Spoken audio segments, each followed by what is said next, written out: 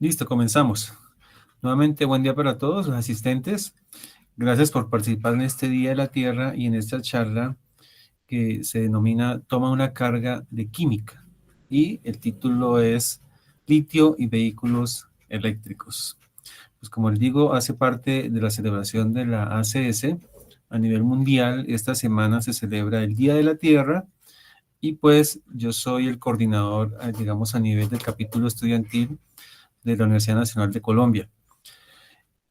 Durante toda la semana pues se hacen charlas a nivel mundial, se generan, digamos, informaciones y la idea es de alguna manera llegar a diferente público, llevar la química, ver cómo la química es una solución a muchos de los problemas de nuestra vida. Y en este año se decidió hablar acerca del litio y acerca de la electroquímica que hay detrás, digamos, de este conocimiento químico. Cada año se hace un cambio respecto al tema. Por ejemplo, el año pasado fue sobre las algas y este año pues corresponde al litio. La idea es ver también cómo la química puede influir o afectar de alguna manera positivamente la Tierra respecto al tema seleccionado. Desde 1970 se está celebrando el 22 de abril el Día de la Tierra. Y pues la ACS comenzó en 2003 a hacer esta celebración y desde ese momento pues ha colocado, como digo, cada año una diferente temática. Si ustedes quieren buscar en la página oficial de la ACS, pues allí pueden encontrar las diferentes temáticas que se han desarrollado, mucho material al respecto, hay mucha información, que bueno que quizás visiten esta página. Entonces la temática tiene que ver también con la transición energética. Digamos, nosotros como químicos estamos involucrados en ese cambio que a nivel mundial se ha denominado transición energética. Y yo quiero que lo vean con ese dibujito que está abajo. De alguna manera, la humanidad está corriendo o caminando desde el uso de combustibles fósiles hacia el uso de otros tipos de energía, otras fuentes de energía. Entonces, lo que vamos a hacer un punto de vista de alguna manera también crítico a esta transición y ver cómo podemos nosotros contribuir y ver pues los factores que están detrás de la obtención del litio, el uso del litio y demás. Entonces imaginamos esa química verde, esa química de planticas más o menos con esa imagen de la derecha.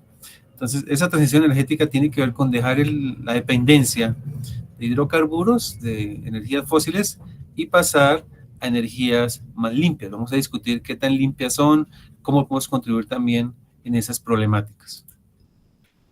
Pues a nivel mundial hemos visto titulares como estos y uno puede encontrar muchos más titulares respecto a esa transición energética. Por ejemplo, Alemania, que iba muy adelante en algunas cosas, debió regresar al carbón, que es una de las fuentes más contaminantes de energía, pues debido a los problemas que todos sabemos que hay entre la guerra entre Rusia y Ucrania.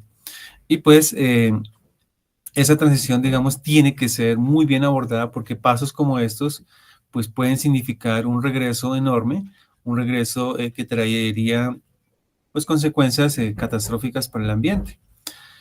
Eh, la electricidad es muy importante para nuestra vida, como dice aquí el título, la energía mueve el mundo, salva vidas. En el caso de Texas, pues si no hay energía, sobre todo energía que no tenga interrupción, muchas fuentes de energía como la eólica tienen interrupción, entonces pues eso afecta la vida, ¿sí? Entonces olas de frío que pueden matar fácilmente.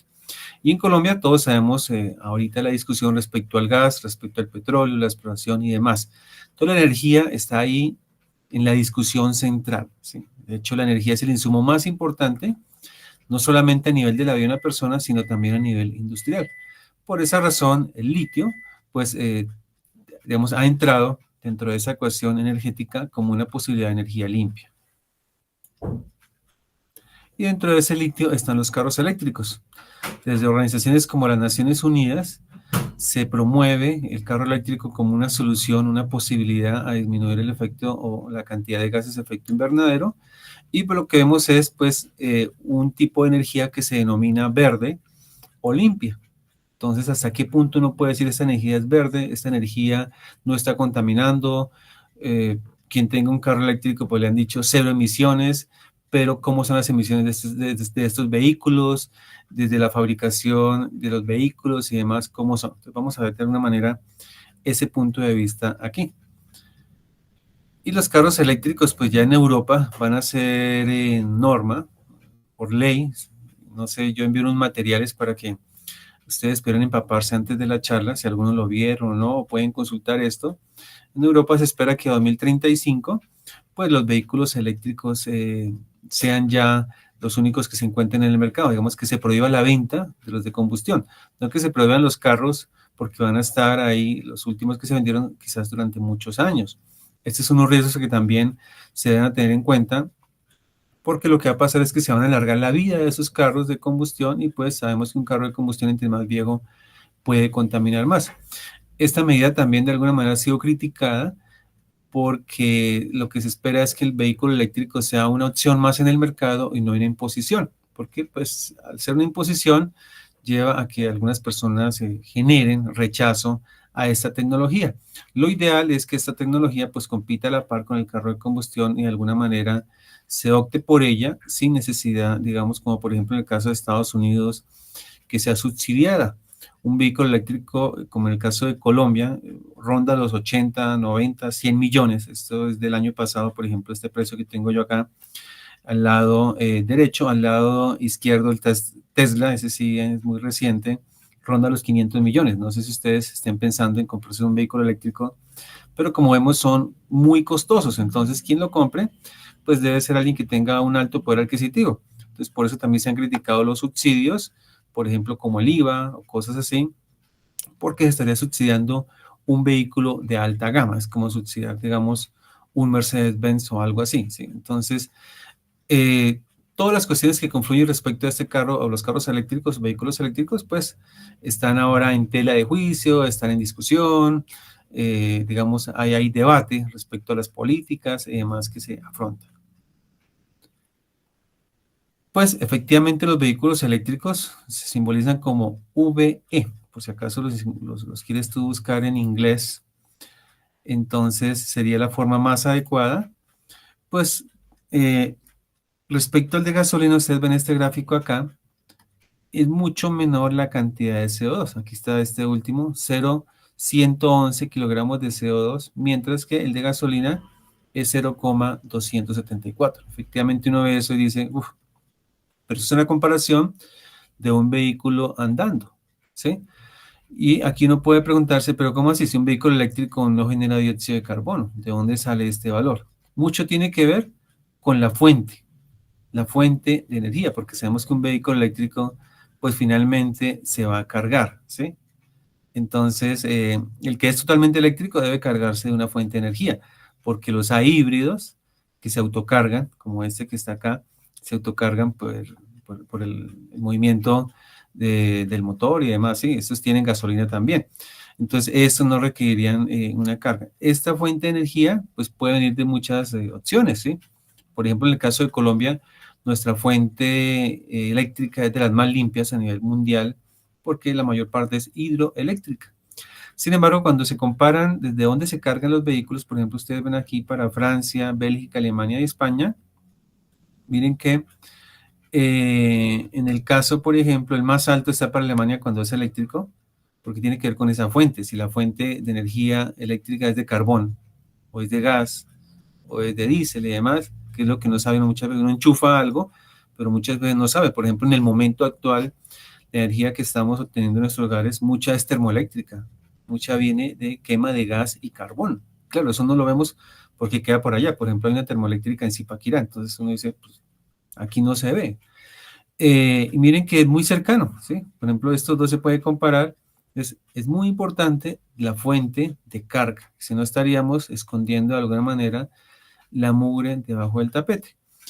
Los vehículos eléctricos hay de varias, hay de cuatro tipos. Aquí pueden encontrar que es el de batería, el BEV, es el de carga, es el de híbrido y es el que viene también con celdas de combustible. Entonces hay cuatro tipos, los más, digamos, en el mercado de vehículos eléctricos, pero todos ellos, como vemos en la gráfica de arriba, pues o tienen menor cantidad de dióxido de carbono, pero pues aquí se está ignorando la fabricación. Esa es una cosa que se critica porque cuando un vehículo eléctrico llega nuevo, frente a uno de combustión, la cantidad de dióxido de carbono es mucho, mucho más alta por todo el proceso de fabricación que ha obtenido, que ha tenido ese vehículo, ¿sí? También hacen falta estudios, digamos, a más largo plazo. Esos estudios generalmente son cortos. No tenemos estudios, digamos, de todo el tiempo de vida de un vehículo eléctrico. Si cuando sus baterías mueren, pues si se cambian o ya se reciclan, las baterías están diseñadas dependiendo de la marca, 10 años, 15 años, los periodos están máximo por allá en 15 años. Entonces son valores que después de los 15 años, ¿qué va a pasar? Entonces aquí en estos valores aún queda mucha información, muchas dudas, muchas preguntas, porque se comparan lapsos de tiempo o recorridos, pero no se compara todo el ciclo de vida desde cero hasta que ya un vehículo no se usa. Bueno, un vehículo eléctrico tiene bastante minería. Es una cosa que nosotros, desde la química, particularmente, debemos ser pues, entendidos en que hay una opción ahí. Por ejemplo, las baterías tienen litio, cobalto y níquel. El cableado sigue siendo de cobre, tiene más cables que un vehículo normal. En el motor hay cobre, neodimio, disprosio. Estos metales de tierras raras, sobre todo como el neodimio, son muy importantes porque sabemos que una característica de estos elementos es que facilita un mayor campo eléctrico y por lo tanto pues el motor puede tener una mayor fuerza, una mayor potencia, ¿sí? Y los materiales que están en el chasis y la carrocería. Entonces, el vehículo eléctrico pasa por una enorme cantidad de metales. De ahí que conocer cómo se obtienen, cómo se purifican y demás, pues sea relevante para nosotros desde el punto de vista de la química, lo repito. Y ver un poco la minería. Ahí uno podría quedarse bastante tiempo analizando, y es una invitación que les hago, respecto a todos los metales. Por ejemplo, aquí hay una mina de aluminio. Estas minas de aluminio generalmente son en zonas selváticas. Por ejemplo, esta que está aquí es en la zona del Amazonas, es una mina de aluminio del Brasil. Y pues uno no ve allá todo eso. Fíjense acá que es 1 kilómetro, entonces son extensiones muy, muy grandes dentro de la selva, pues donde antes habían árboles, ahora tenemos estas grandes piscinas que tienen ciertas sustancias.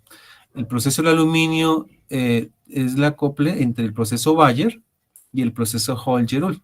El proceso Bayer deja al óxido de aluminio, luego de toda la roca y demás, todo el procesamiento, tierra, mire, todo lo que está aquí en estas figuras es el proceso Bayer. El barro se vuelve rojo porque se usan grandes cantidades de hidróxido de sodio. Y este barro realmente se acumula ahí, alguna parte se usa para hacer ladrillos y demás, pero se queda ahí grandes piscinas de agua que tienen estas sustancias, el hidróxido de sodio. Una vez de estas minas se obtiene el óxido de aluminio, pues ese se procesa generalmente en otros lugares para llegar finalmente al aluminio metálico. Entonces, el aluminio en su primera parte, digamos, el proceso Bayer, requiere grandísimas cantidades de hidróxido de sodio y ya en el proceso Hall-Héroult requiere grandísimas cantidades de energía eléctrica. Es un metal bastante costoso de procesar, pues deja su contaminación muy importante. Por eso el reciclaje de aluminio o el reciclaje de los metales, todos en general, es algo que nosotros como ciudadanos debemos afrontar. Y cualquier metal que damos por ahí, en nuestras casas, nuestra familia, enseñar que el proceso de fabricación es bastante contaminante, bastante costoso, mientras que cuando se recicla, por ejemplo, en el caso del aluminio, ese costo se reduce a un 5% y la contaminación se lleva casi a nada. Entonces, el reciclaje de metales es muy clave en nuestra sociedad. Podemos tener ahí, por ejemplo, arriba el del oro, el uso de cianuro, la generación de hidróxido de sodio también. La cuestión es que los metales pasan por esas sustancias. Por ejemplo, la minería a cielo abierto, cuando se hace minería, digamos, se derrumban montañas completas. Son explosiones enormes que rompen el suelo, son unas cosas tenaces para dejar por los minerales expuestos. Esa minería naturalmente genera ácido sulfúrico, entonces son, digamos, productos directamente de la minería.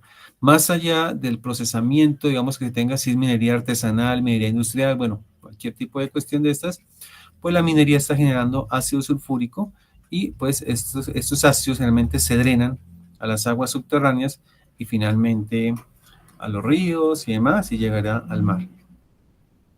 Y bueno, entonces ahí podemos quedarnos sobre la minería y todas las problemáticas que tiene, toda la química, cómo se desarrolla, pero es algo que pues quizás en sus carreras, quienes estudian química o otras carreras, bueno, puede que se acerquen más o menos, pero como ciudadanos debemos ser conscientes de que los metales que usamos tienen unos procesos contaminantes, tienen unos procesos que generan bastantes residuos y pues como digo, repito, el reciclaje ayudaría mucho con eso. Entremos a nuestro litio. Ahí está una imagen del litio. El número 3 de nuestra tabla periódica es un metal alcalino. Y la mayor producción de litio proviene de Australia. Creo que este gráfico está un poquito desactualizado. China ya está muy cercano, estos dos son los que se compiten en esa producción de litio. Por aquí tenemos también a Chile, tenemos a Brasil con una pequeña cantidad, tenemos a Argentina. Falta aquí Bolivia, porque no, generalmente no hay datos de Bolivia al respecto, pero Chile, Bolivia y Argentina son buenos productores de litio, pero son las mayores reservas de litio en el mundo. Esa producción de litio pasa por dos procesos. Uno es por salmueras. De las salmueras que están subterráneas, se sacan, se bombean, ¿sí? Y luego hay evaporación solar. Es un proceso bastante complejo. Realmente yo mirando todo esto decía, tener uno una muestra de esa salmuera y ese puede ser un problema fácilmente de química. Tome esa muestra de salmuera y llegue no al litio metálico, que puede ser más complejo, ¿sí? A carbonato de litio que es antes del litio metálico. Y es un proceso bastante complejo y que lleva mucha química. Todo lo de solubilidades, precipitaciones, bueno, es una cosa que podría uno durar toda una carrera ahí haciendo o llevando ese proceso pues a buen término.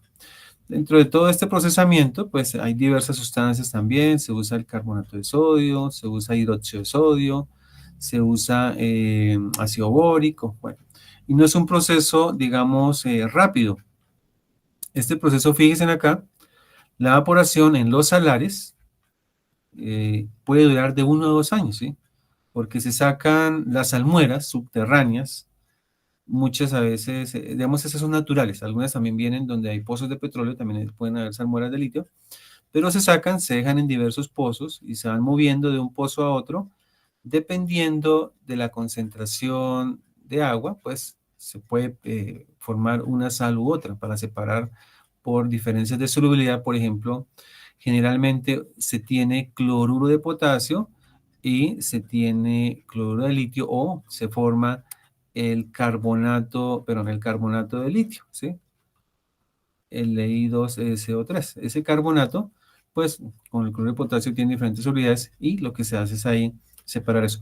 Pero entonces es un proceso bastante demorado y que requiere pues la energía solar y requiere ciertas zonas, que haya bastante sol durante el tiempo y que hayan bajas lluvias. Entonces, fíjate que ese proceso de salmuera no se hace en cualquier lugar, ¿sí? Digamos, moriríamos haciéndose en el Chocó, cosas así, si llegase a tenerse allá litio.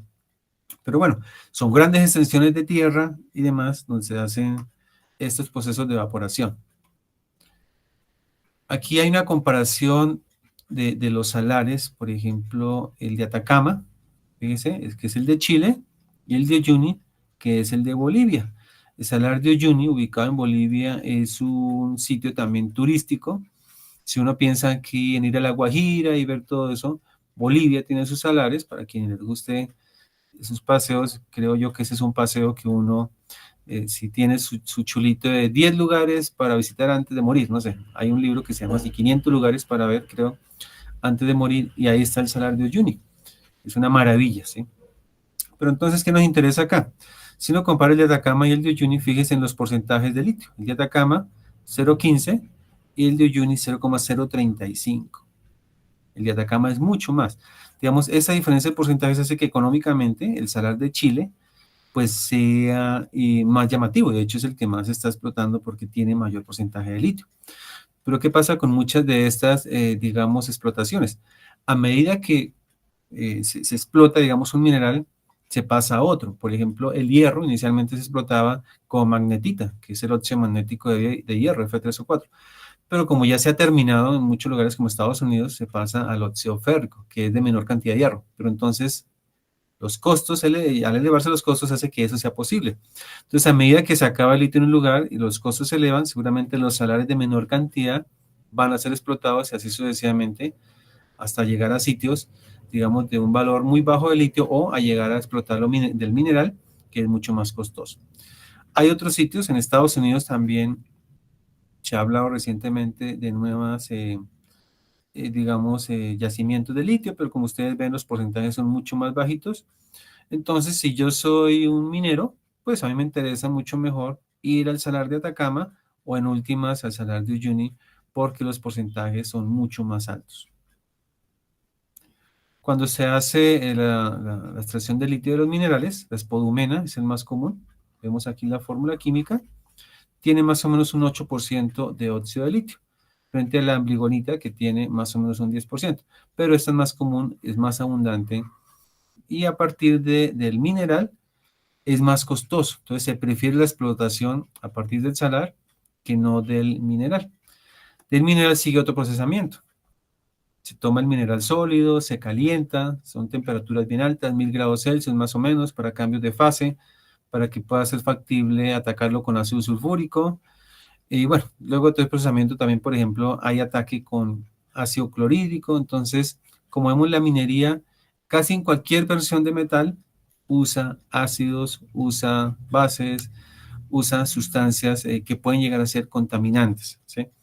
En el caso de la explotación en los salares, una problemática es que requiere agua adicional. Digamos, se extrae el salar, se extrae la sal, pero requiere agua adicional. Entonces eso hace que muchas comunidades pues hayan quejas respecto a que el agua que es potable pues está disminuyendo y además el agua que sobra de esto pues se puede estar arrojando. Entonces es una problemática ahí que ha generado pues dificultades respecto a la extracción del litio en algunas comunidades donde están los salares. Por aquí están, por ejemplo, esta reacción, fíjese, del carbonato de litio con ácido clorhídrico y finalmente también cuando se hace a partir del mineral, cómo se hace la electroquímica. Entonces, el procesamiento del litio, alguien decía, se dice que es un material verde, se dice que es un material que va a generar mejores condiciones de sustentabilidad y demás, pero como vemos el procesamiento, pues tiene bastantes sustancias que son contaminantes, bastante efectos en las aguas y demás. Entonces, algo que nos puede nosotros cuestionarnos respecto a que se diga que la transición es completamente verde, ¿sí? Como vemos en el gráfico de los vehículos eléctricos, un vehículo eléctrico no llega a cero. Digamos, si tuviéramos en cero generación de CO2, de solamente CO2, además que el dióxido de carbono pues no es un veneno, ¿sí? Pero si consideramos todos esos procesos adicionales de uso de ácidos y demás, pues no sé cómo cambiaría la ecuación entre un vehículo eléctrico y uno de gasolina de combustión. Bueno, por aquí hay más de química, pero pues no quiero llenarlos con eso. El litio es el oro blanco, ¿sí? Más o menos se dicen que es el nuevo petróleo. Bueno, se da una connotación bastante importante al litio y digamos que está de moda. En Colombia ya se habla mucho de que, bueno, ¿dónde está el litio en Colombia? Si lo vamos a explotar y demás.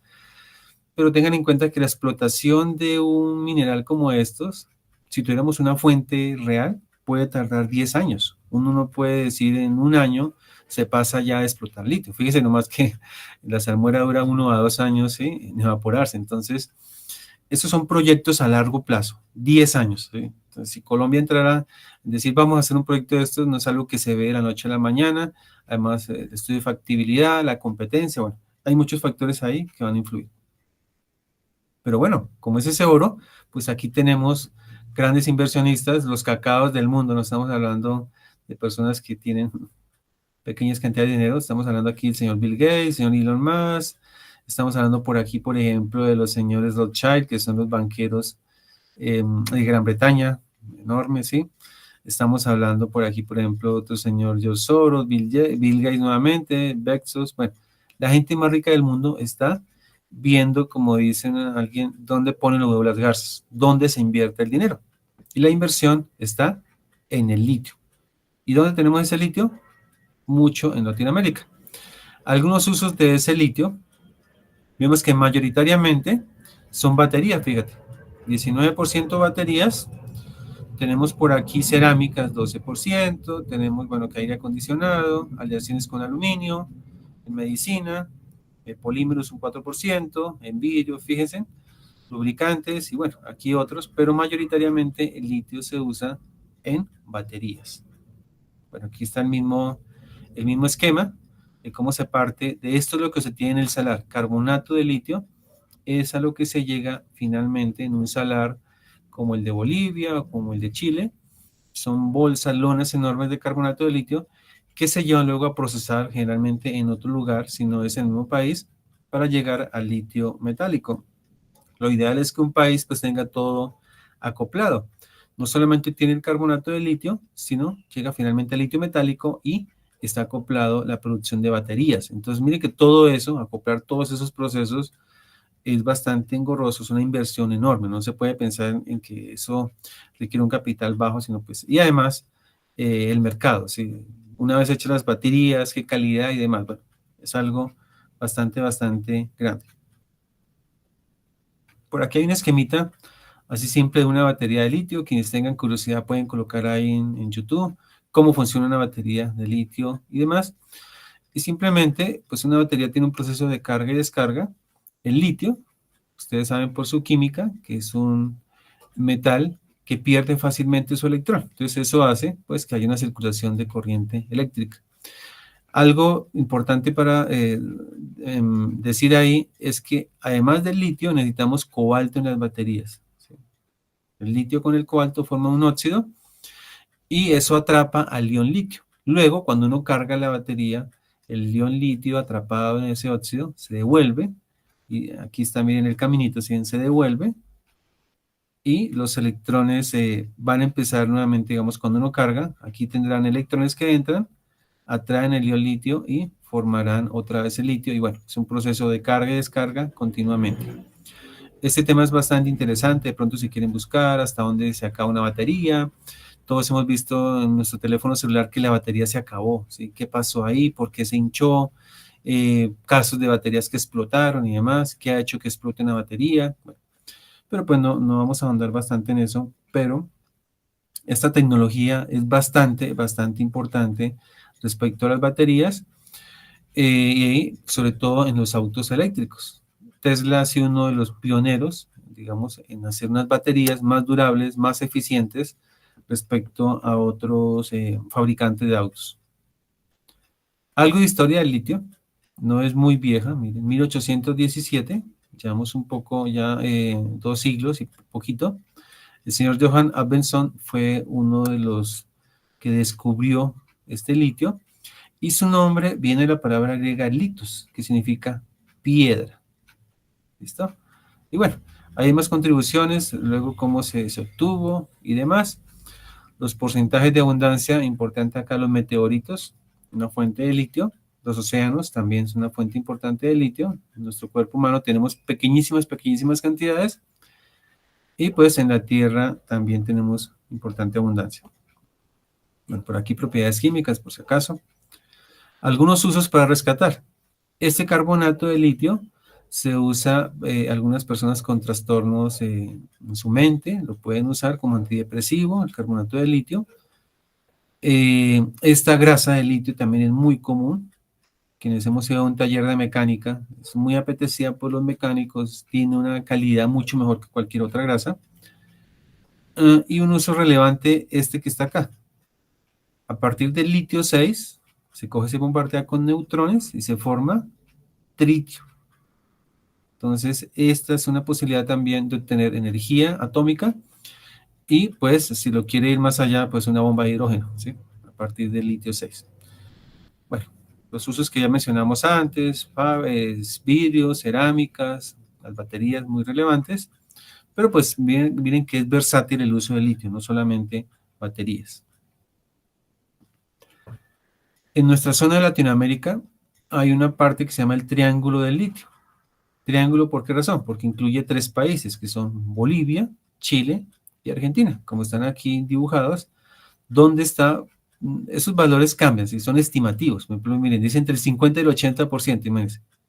Es una diferencia bastante grande. Puede ser más, puede ser menos.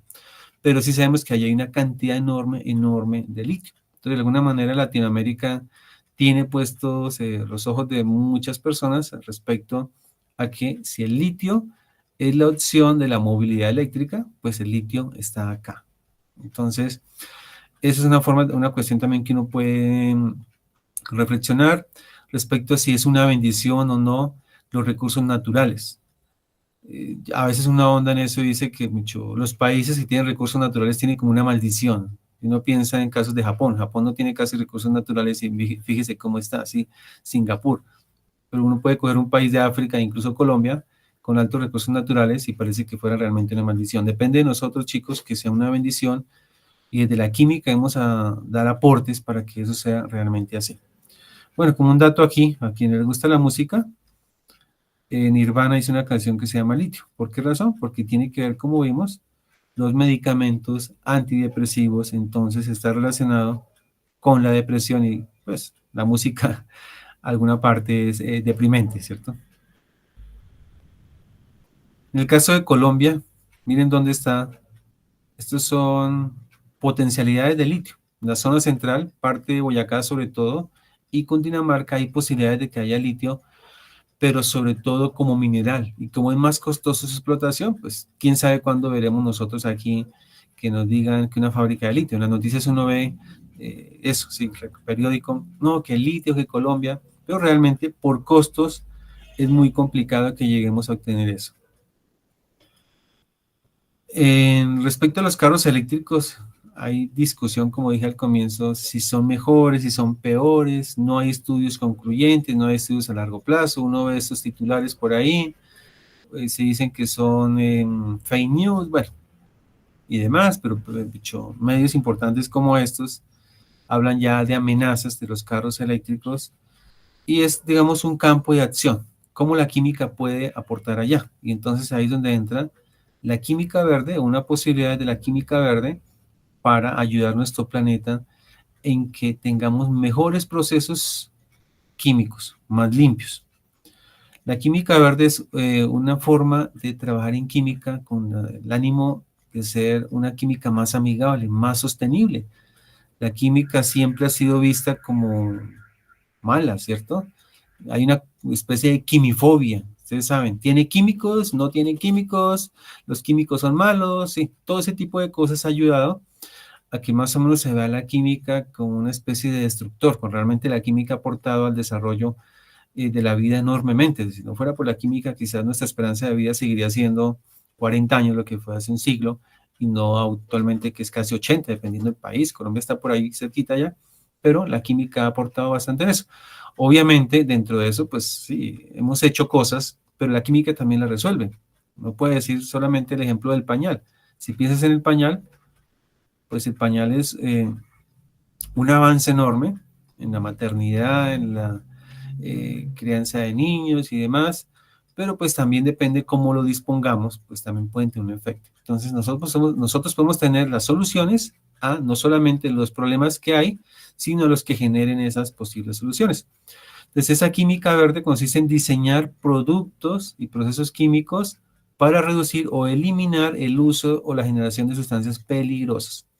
La química verde se aplica en todo ciclo de vida, un producto químico incluyendo su diseño, fabricación y utilización.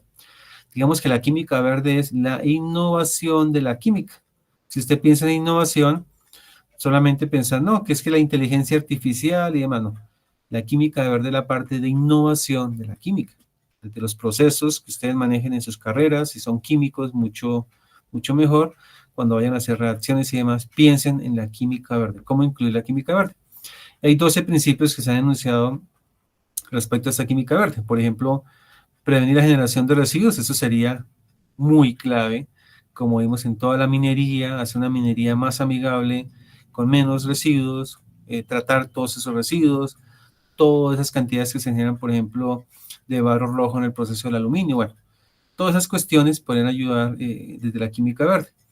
Economía, síntesis menos peligrosa, disolventes mucho más seguros, disminución del consumo de energía, empleo de materias primas reducción de productos derivados, bueno, uso de procesos catalíticos homogéneos, diseño para la degradación.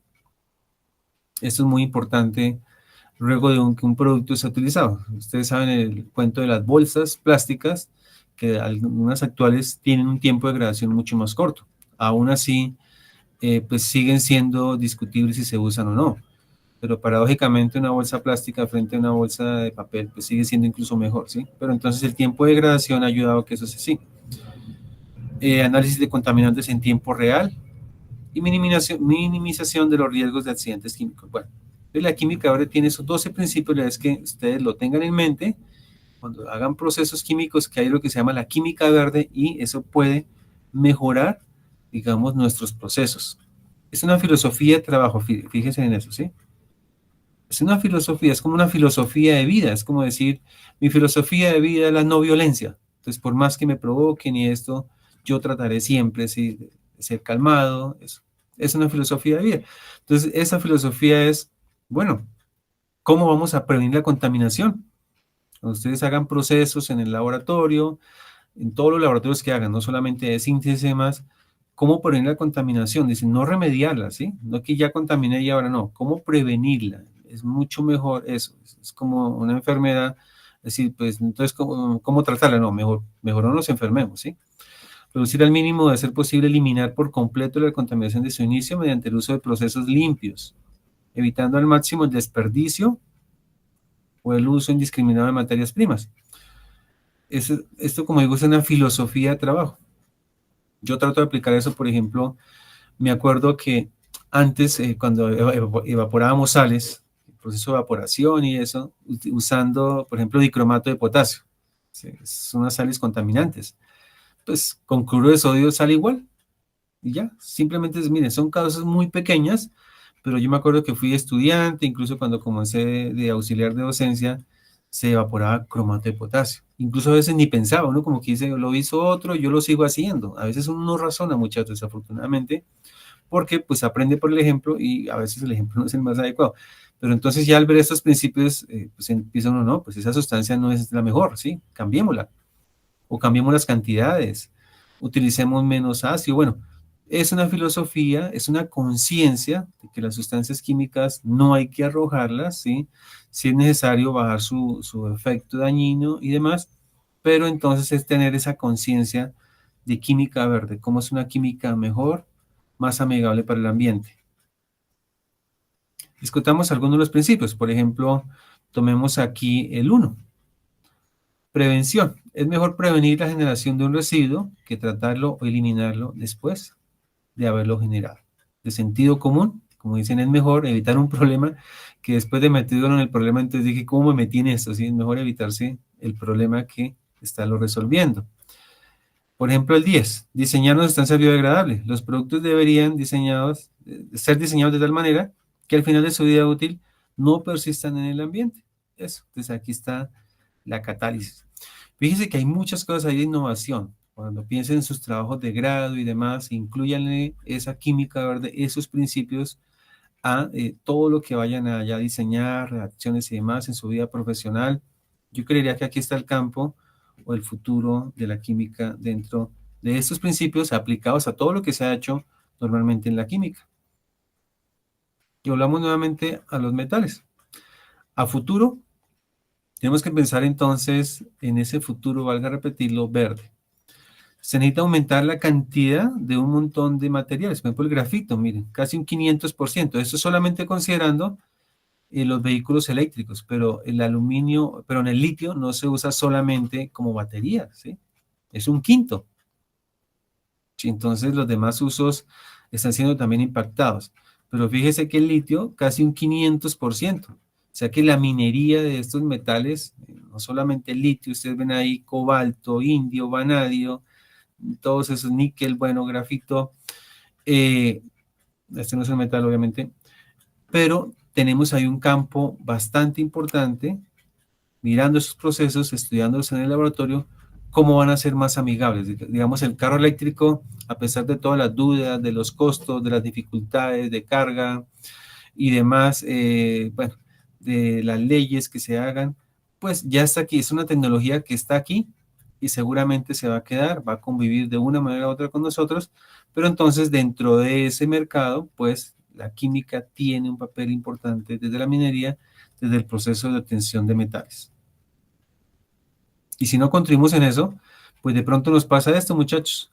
Una vez decidimos caminar hacia energías verdes, pero resulta que esas energías verdes pueden llegar a ser peores que las que actualmente tenemos, ¿sí? Entonces, analizar también críticamente eso nos corresponde desde el punto de vista de la ciencia, simplemente no quedarnos con el decir es una energía verde, energía sustentable y demás, porque no es tan cierto.